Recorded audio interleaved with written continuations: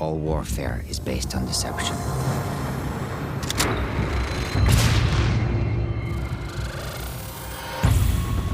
For years, the West's hypocrisy has made the world a battlefield.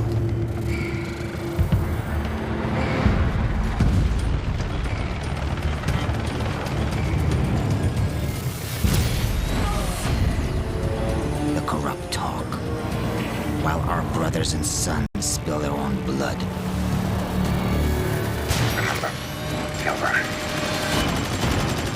But deceit cuts both ways. Russian authorities claim the attack was orchestrated by an American CIA operative named Joseph Allen. The bigger the lie, the more likely people will believe it.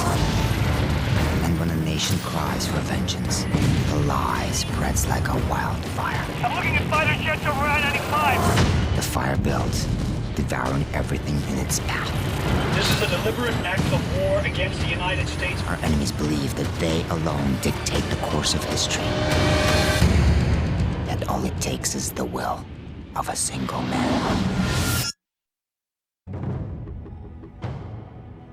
Sandwiched between Black Ops 1 and Black Ops 2, as well as being the predecessor to MW2, Modern Warfare 3 faced a challenging task in living up to the high expectations set by fans. At the same time, on the other side of the first-person shooter genre, Battlefield 3 was released in October, giving Battlefield a full month in the spotlight before the next Call of Duty game launched. And for this video, I wanted to go back and revisit MW3 because people often forget how good it was. I've mentioned in the past videos that Black Ops 2 was my first introduction to Call of Duty, and when the series started to decline a few years ago, I decided to return to the golden era. So back in 2018, 2019, 2020, I decided to explore some of the older Call of Duty titles, and MW3 was one of them that I had a lot of fun with. And can I just quickly mention that this game has a trailer with Jonah Hill in it. Go get him, noob. Is this real? Now, let's talk about Special Ops, Spec Ops, Survival, all that. This is what I played during that time. This with friends late at night. It was so much fun. There are 3 major modes in Modern Warfare 3, Campaign, Multiplayer, and Special Ops. Survival mode was a part of Special Ops and was a new addition into the Modern Warfare series. It challenged you to survive against waves of AI enemies, similar to Treyarch Zombies mode, but with humans instead of zombies. And as you progressed further through the waves, the difficulty increases, with tougher enemies and larger enemy groups being introduced. Survival mode takes place on all of the base multiplayer maps, but you need to reach level 25 in order to unlock them all. I think I've summed it up very briefly, but it was a super fun side mode when you was bored on multiplayer. Let me see if I can find a game of this. It probably won't let me. I highly doubt anyone's playing survival. Yeah, no. So I am level 1, so I can't show off everything because I'm not a high enough level to show off all the maps. And it takes quite a long time to, get to level 25. But I might do it. Actually, no. I might do it for this video just to show off some things. Yeah. Yeah, why not? Why not? I'll be right back. So about an hour later, I got it done. Got to level 25. I did manage to find an old account that was already like level 16 or whatever, so I leveled that up. Saved me a bit more time. But what I want to show you is this. This map right here. It brings back memories of just trying to keep beating that highest wave with friends.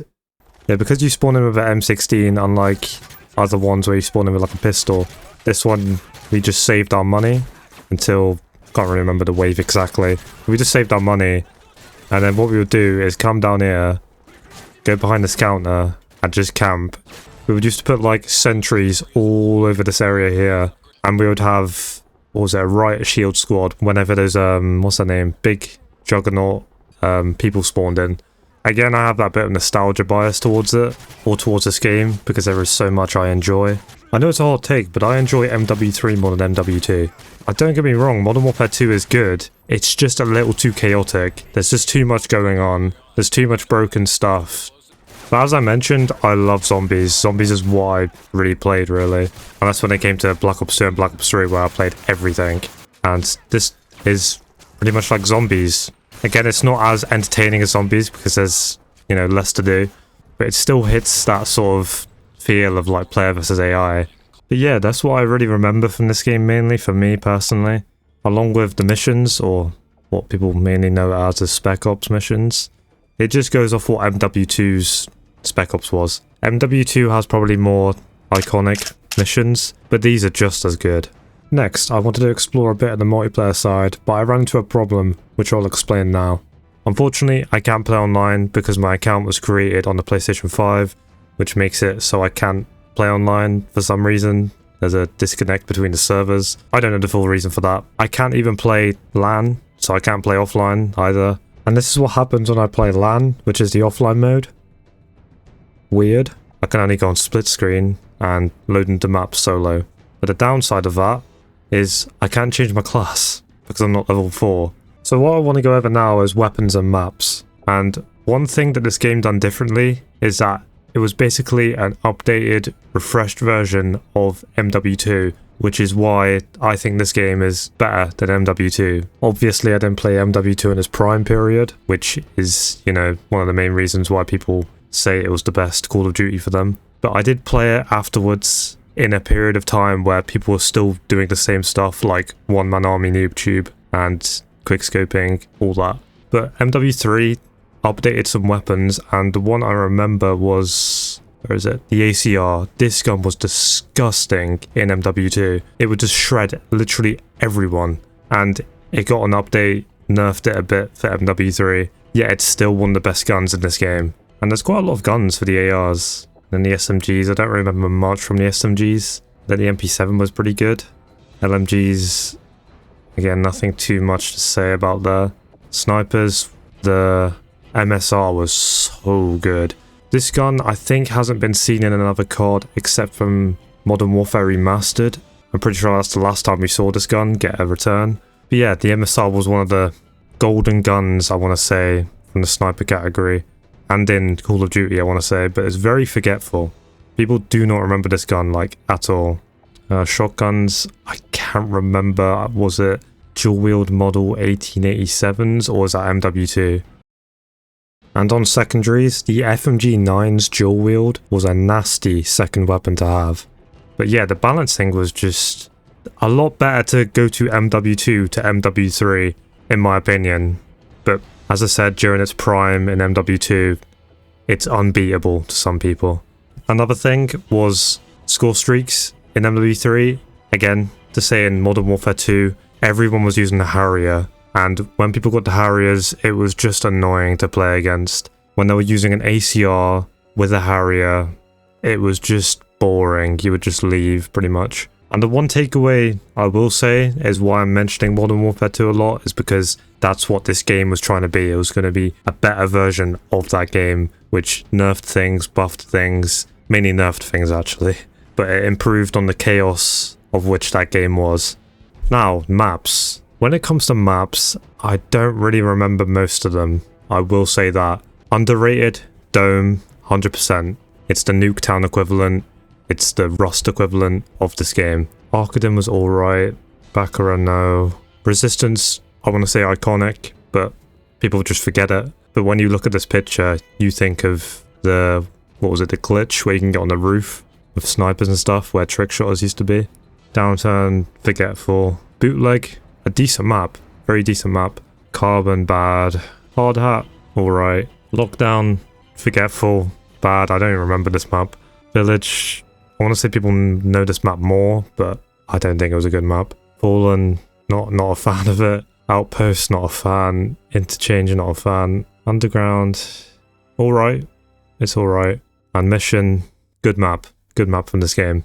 But again, to talk about the maps, they weren't really anything to gas yourself over in comparison to High Rise, Estate, Favela, and then with Black Ops 1, WMD, Summit, Launch, Havana, Jungle are just some that come to my head when I think of Black Ops 1, which released a year before. So maps, I will say, not the best, but still a lot better than what we have nowadays. One last thing I want to mention about multiplayer is that I had a ton of game modes. all of which were fun to play. It featured all the classic modes while also introducing new ones. Drop Zone was an incredible mode that played like a team-based King of the Hill with the added twist of care packages dropping every 15 seconds. Infected made its very first appearance as a main game mode in this game too. There was an entire section of 8 hardcore game mode types for all the people who enjoyed hardcore. MW3 Sim featured the top 3 maps and modes which was voted by fans. And then there was Face Off. Face Off was an incredible mode that took place on smaller, close quarters maps.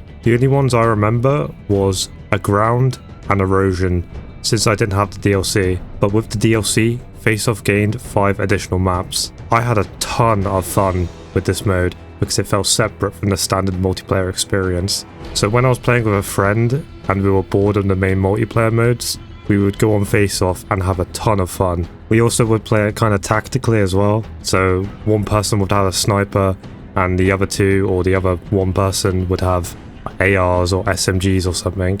Just talking about it makes me really want to play it again, but unfortunately there's nobody left playing Face Off on the PlayStation 3. I know it had a bit of traction on the Xbox 360 for like a tiny bit when people were starting to play the older Call of Duties again, but now it's pretty much completely dead, all of these modes. And I understand that Face Off is in the newer Call of Duties, but it just doesn't feel the same, it doesn't hit the same. Don't get me wrong, it's still good to play, or was still good to play when, what was it, Modern Warfare 2019 brought it back for a bit, but I just didn't really enjoy it as much as Modern Warfare 3.